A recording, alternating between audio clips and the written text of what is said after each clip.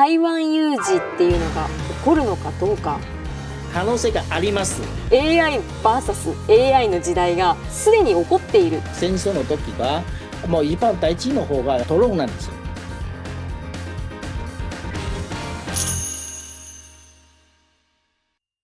大家好、ジョエル福澤さんとお伝えする台湾ビズ。今回は台湾有事についてお伝えします。じゃあジョエルさん、よろしくお願いします。よろしくお願いします。6月27日に台湾は中国への渡航注意情報を2番目に危険なレベル、不必要な渡航を避けるように進めるというのに引き上げましたけれども、この日本ではなかなか知られてないんですけれども、中国政府が台湾独立派に最高で死刑を言い渡すなどの処罰の指針を発表したということなんですね。そうですね。それで、台湾独立派ということで言うだから、それで台湾独立派の定義、どういう程度は台湾独立派ですかとあまり定義しませんじゃない。例えばの話よ、私も台湾独立派ですよ。それでじゃあ私どういう理由で死刑になってるんですか。もうやっぱりよくわからないから。だからこういうことはね、要するに台湾独立派に脅迫するの場合が多いということだと思います。脅迫のそういう点ももちろん今も死刑の可能性もありますよと、要するにそういう話があったんですけど、でもなかなか実行するの可能性がちょっと低いと思います。もし一つの民間人として死刑になってるな方がもうやっぱりそういう、国際の法律も違反だし、しかも台湾の場合は台湾の方がもう台湾の法律がありますので、なぜ中国の法律台湾に覚えるということがね、それがもうやっぱり国際的な法律はそれありえないので、中国もそのバカでじゃないから、だからそういうことはね、口言葉で言うこういうことがもう結構あると思います。もう一つの理由がこれは私自分の見解ですけど、それで今はね、中国の方が国内はすっごく不安定ですから。なぜというと中国の南の方が水害がある。それで北の方がやっぱり今もう全部お水がないから、中の方がもうやっぱり中国の国民の中に結構気持ちの方はモヤモヤするという感じですから、だから中国一番得意の伝統技としては、国内の方が不安定の場合は海外に誰が目標して、それでもうやっぱりちょっと威迫、要するに市張りで喋るの方がいいと思います。昔日本もそういう被害があったんですよ。ある時期でやっぱり日本の反日とかもそれでいろいろ日本国内でそれでやっぱりやれますので、時もちょっと中国国内がもうちょっといろいろ不安定な場合があるから。それが中国よくそういうことをやってますので、だから脅迫の意味が結構重いと思います。これは頼清徳さんが総統になったということも一部関わる部分があるんですか。それはどうなんでしょう。ちょっと8年前の話でもまた戻りましょう。8年前は、初めて、蔡英文総統、要するに民進党の蔡英文総統が当選するの時が中国もやっぱりいたずらの行為が多いですよ。まず一つの方が中国の旅行者が台湾に渡航できません、それで台湾の経済の打撃したいということがあるんですよ。それが一つ。もう一つはパイナップルとかマンゴーとか一番大手の輸出先の方がやっぱり中国なんですよ。それで中国の方が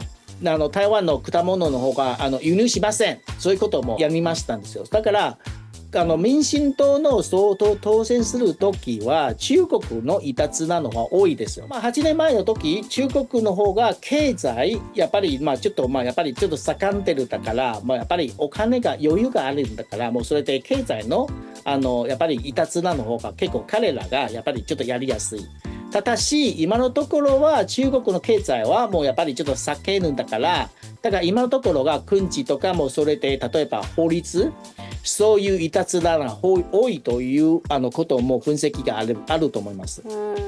相当になったばかりということで、そういったなんというか圧力みたいなところもかかってきているのではっていうところですね。そうですね。台湾有事に関しては日本人もかなり注目しておりまして、九州でも台湾有事に関して動きがありました。台湾有事など非常事態に備えて、沖縄県の先島諸島の5市町村の住民が九州と山口の各県に避難する計画で、組み合わせまで発表されたんですね。で、熊本県は宮古島市と多良間村の住民を鹿児島空港を経由して避難して受け入れるという計画になっています。この計画、こういった計画が日本で組まれているということは台湾では知られていますか？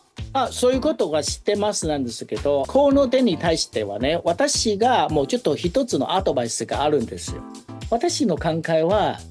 有事と無事の時はね、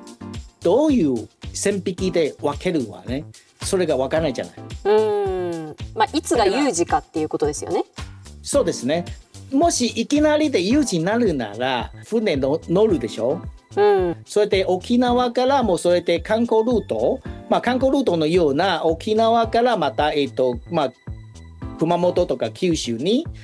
それで行くというのがルートがねあればいいじゃない、経営する方がいいじゃないと思います。要するに平常時の時は観光でやってます。有事の時は避難するのルート、それ方がもうやっぱりメリットじゃないなと思うんですよね。なるほど。この台湾有事に備えて、産業の発展とか、半導体もまさにこの経済安保の中から生まれてきたものだと思うんですけれども、このスタートアップ企業っていうのも多く生まれてますよね。そうですね。今もし万が一有事の場合は国防とか兵器の話があるじゃない。国際ニュースがちゃんと注目するならば、ウクライナとロシアの戦争の時がもう一番大事の方がやっぱり、ミサイルじゃなくドローンなんですよ。軍事のドローンが一番そういう怖いなんですよ。なぜ軍事のドローン一番怖いとしては、ドローンの飛行するのそういう高度の方が低いだから。低いの時はね、もうやっぱりレーダーの方がやっぱりちょっと見つけるのはちょっと見つけにくい。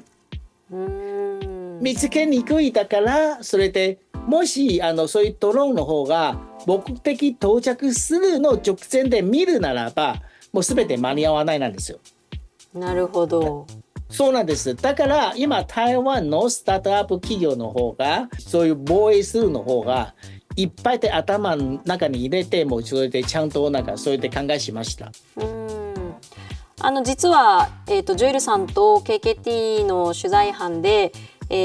ローンをそういう兵器のドローンを防衛するという会社さんを、訪問させていただいたんですけれども、 TSMC が作るような最先端の半導体を使って、まさにそういった国防にも役に立つようなもの、平時にはセキュリティとしてっていうようなところで、企業として今売り上げを大きく伸ばしているというふうに伺いましたね。でその兵器っていうのも、ロシアとウクライナの戦争から、AI で攻撃してくると。で AI で防御するという AIVS AI の時代がもう今やってきているというか、すでに起こっているっていうことがすごく驚きだったんですけれども、これが台湾と中国、もし何かあればそういった時代が来るというところを見越して、そういった企業さんが発展を続けているということなんでしょうか。ドローン来るの方が多分皆さんちょっと想像できないかもしれないけど、ドローン来るの場合はもうやっぱり1対1対来るじゃなく、運の感じで一気で来るんですよ。要するに1回来るの方が大体はね、何百体とか200体くらいたくさんのドローンが来るという形が多いですから、攻撃するの場合はね。でもしそういう来るの方がもう AI 使わないと人間の目の見るの方がもうちょっと遅いからできませんなんですよ。でもともとそういうシステムを開発するの方はもともとアメリカがもう始まるんですよ。アメリカとイスラエル始まるんですけど、でも彼らが作ったものが大体はね、今台湾のそういうスタートアップの会社はね、作ったのものより10倍くらい大きさ、もちろんコストも10倍くらい大きくあるんですよ。それでこの会社は台湾の新築のサイエンスパークの近いから全てそういう作るものは一つのチップ入れるんですよ。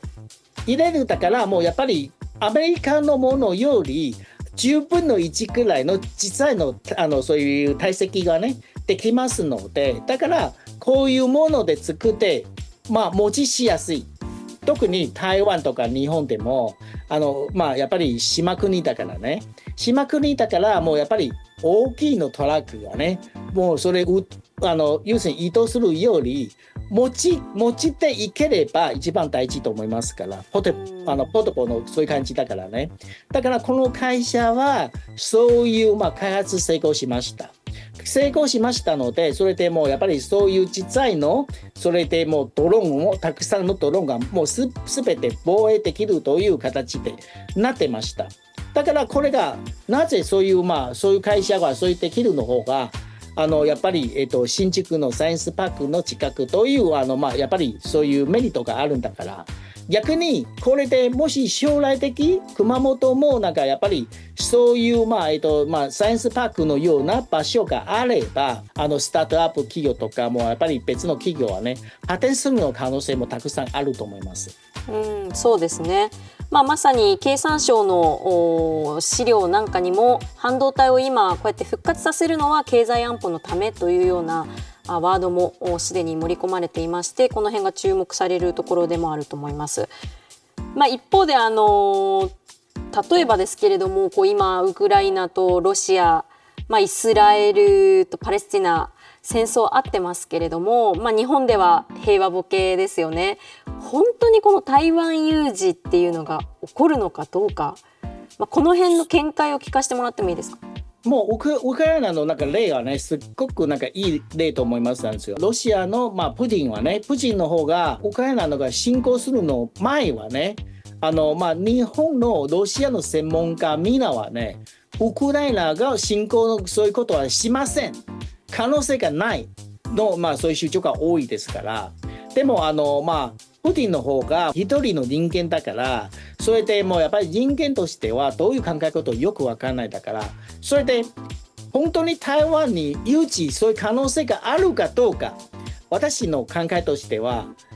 ないという理由は言えないと思います。だから可能性があります。やっぱり相手の方がもうそれでいつか考え方とかもうやっぱり変わるは分からないだから、やっぱりこっちは自分の身で自分の力を守らなければいけません。それで安倍総理の方がもうやっぱりそれ台湾有事日本有事という話があったんですけど、それでなぜ日本有事はね一番大切な方が尖閣諸島なんですよ。今のところが、中国の、海警船の方がもうやっぱりちょっと尖閣諸島の方がぐるぐる回りましたんですけど、それでやっぱりなぜもうそのまま中国の方が尖閣諸島の所有権が主張しますなんですよね。でただし今はね尖閣諸島所有権主張するの方が中国だけでじゃなく台湾と日本でもそういう主張があるんですよ。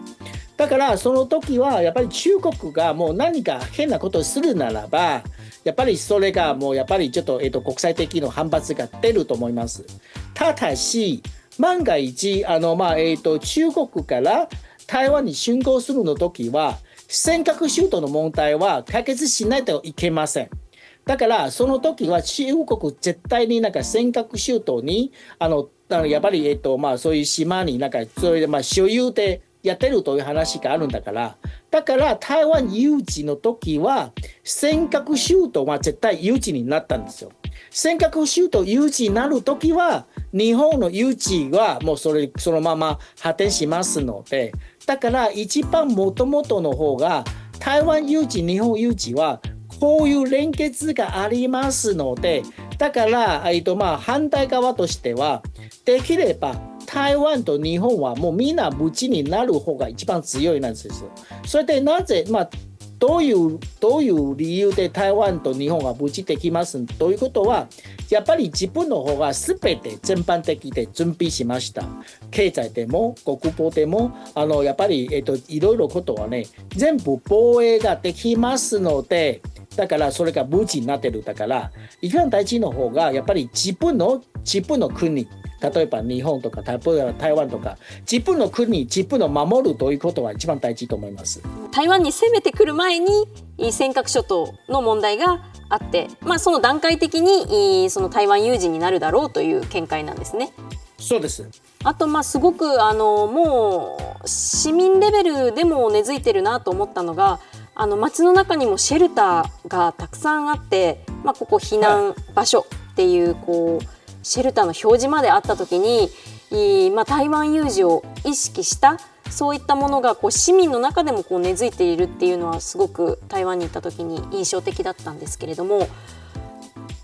年に何回かそういった訓練があるそうですね。年に2回くらいですよね。